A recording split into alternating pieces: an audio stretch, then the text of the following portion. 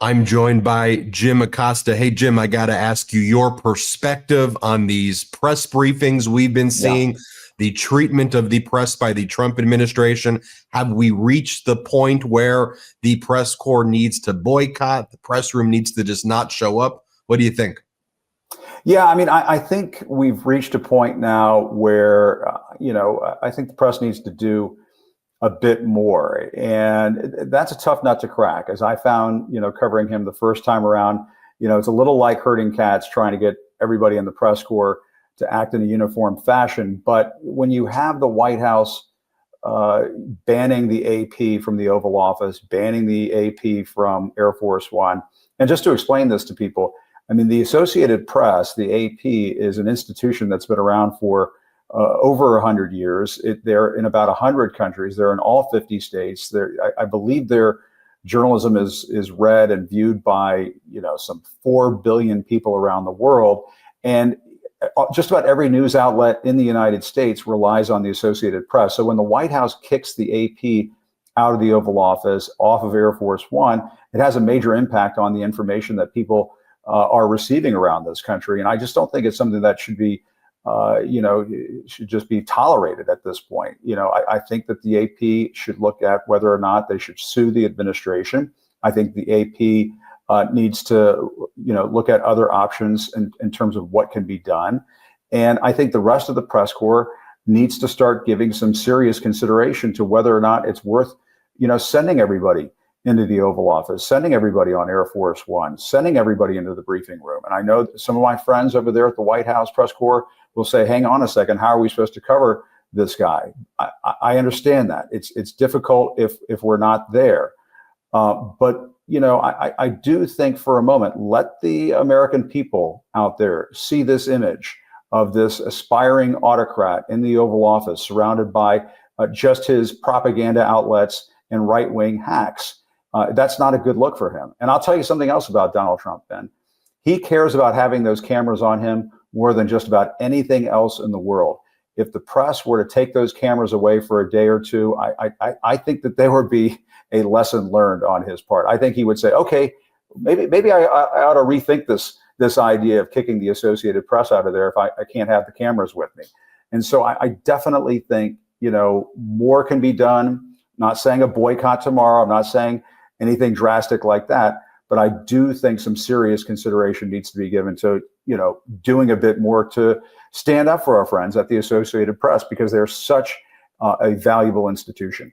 You think the Trump administration's attack on the AP, given their longstanding reputation, their distribution, their use by all of these other outlets, it's really an attack on all the other kind of major outlets out there Really that are is. trying to do reporting? That's why they're picking on the AP? Absolutely. And I think they're trying to send a message. They're trying to say, listen, if you don't do things our way, there's a price to be paid. Now, I mean, we need to remind the viewers out there, the reason why they're doing this to the AP is because they refuse to call the Gulf of Mexico the Gulf of America, which is the dumbest thing.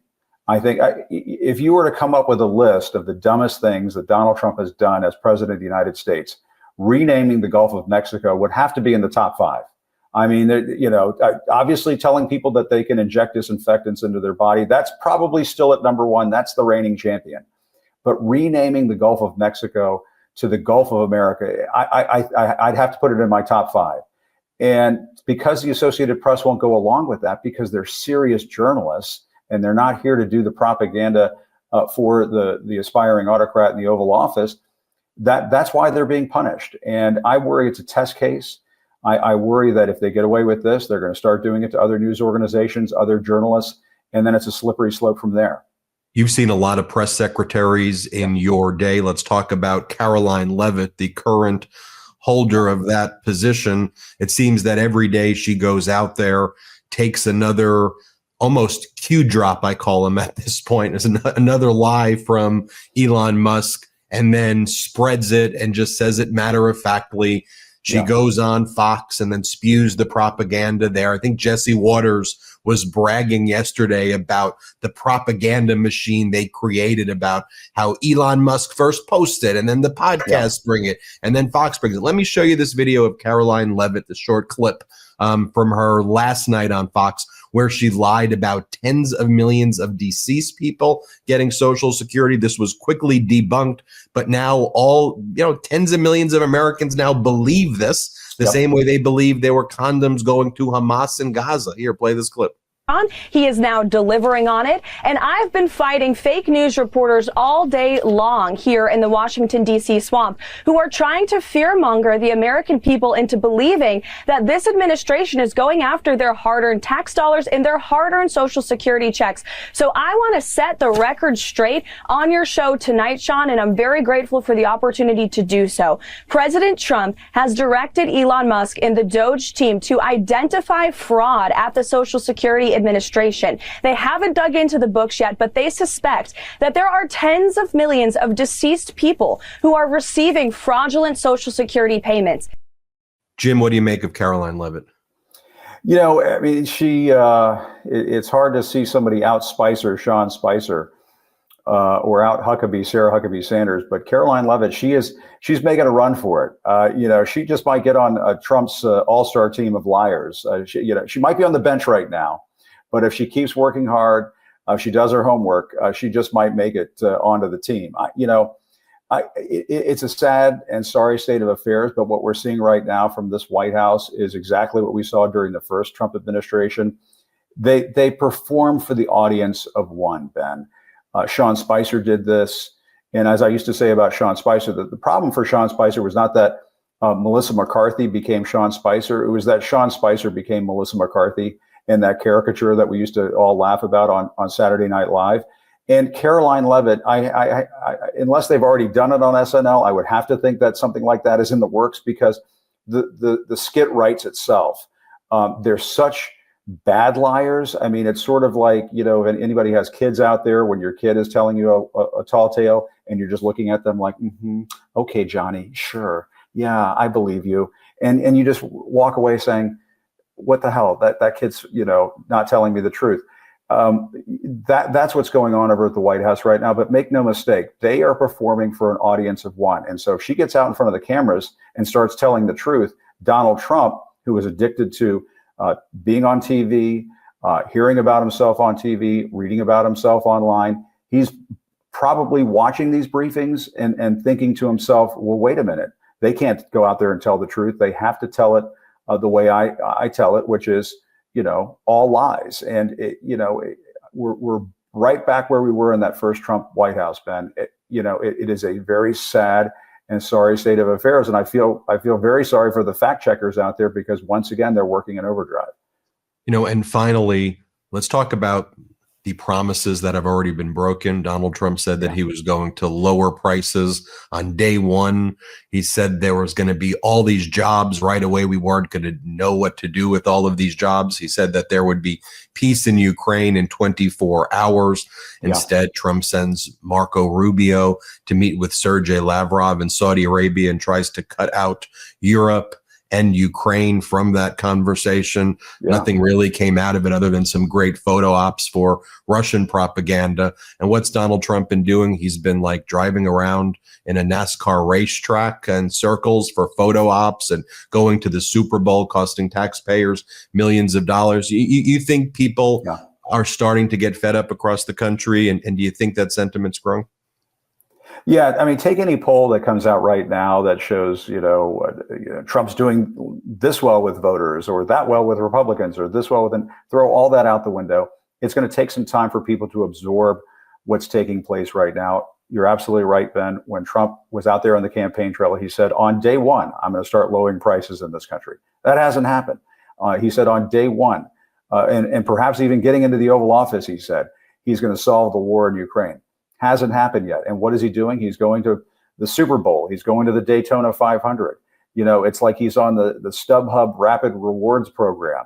I was talking about this on my show on Substack yesterday, Ben. The question I was asking was, hasn't he gotten over the cool and fun part of being president of the United States? He had 4 years to do that. This is like that movie Dave, if anybody remembers the movie Dave, where Kevin Kline suddenly becomes president of the United States and he goes out and has a ball being president. He's got the giant robotic arms at the one factory photo op. And he has a great time. But that's when you're Donald Trump and you're facing an inflation problem in this country that's very stubborn, when you've got a war in Ukraine that needs to be solved, you can't be out there doing laps at the Daytona 500. You need to be working in overdrive for the American people, and he's just not going to do that. He is essentially a part-time president who has delegated the presidency to Elon Musk. And the question that folks are going to have to start asking, and I think they're already starting to ask, is what the hell did we vote for here?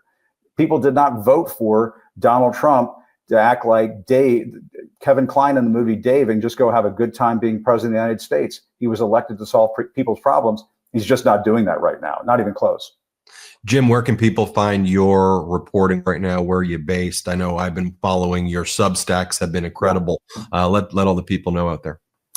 Yeah, Ben, really building the plane mid-flight right now on Substack, really enjoying that experience, loving being in independent media, being an independent journalist. So if folks want to watch the show on Substack, we're airing pretty typically at 4 o'clock every day Eastern, but some of that slides back and forth depending on things that I'm up to. Also writing some articles on Substack, folks can find it there. And then the shows can be found also on Apple Podcasts and on YouTube. So I've got some other things in the works as well that I'll maybe put that tease out there, but there's more to come. So folks, stay tuned for that. Not to sound like a TV guy, but more coming. Well, one of the number one requests I always get is to bring you on here, the MeidasTouch Network. And so I know all the Meidas Mighty will be happy to see you here. Jim Acosta, thanks for joining us. And everybody, check out his Substack. You bet. Great to see you, Ben. Love the MeidasTouch. You guys keep doing what you're doing. You're doing great. Thanks, Jim. Everybody, hit subscribe. Let's get to 5 million subscribers. Let's get to 5. Thanks. Let's do it. Can't get enough Meidas? Check out the Meidas Plus Substack for ad-free articles, reports, podcasts, daily recaps from Ron Filipkowski, and more. Sign up for free now at MeidasPlus.com.